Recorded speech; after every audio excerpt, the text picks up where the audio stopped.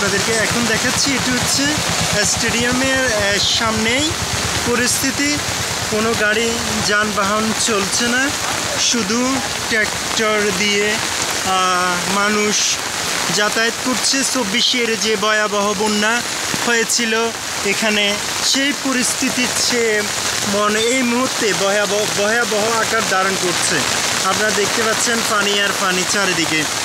মানে 24-এর যে পরিস্থিতি ছিল ওই পরিস্থিতির চেয়ে মনে হয় যেন আবার আসবে সেই ভয়াল 24, যে 24 মানুষকে কাঁদিয়ে গিয়েছিল, যেই 24 মানুষকে আক্রান্ত করে গিয়েছিল।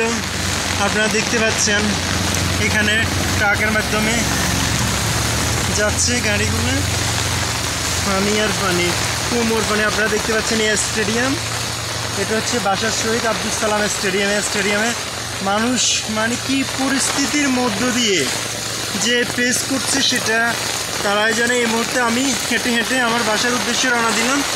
আমি হসপিটাল থেকেই হেঁটে হেঁটে যাচ্ছি। মানে এই পরিস্থিতি হলে টিকা খুবই কি বলবো, মানে আনএক্সপেক্টেবল, এটা অপ্রত্যাশিত। বৃষ্টির টানা হচ্ছে রাত দিন 24 ঘন্টা, বৃষ্টির কোনো বন্ধ নেই।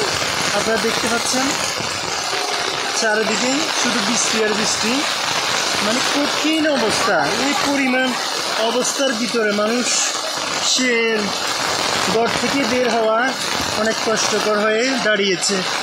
আপনারা দেখতে পাচ্ছেন পরিস্থিতি খুবই নাজুক।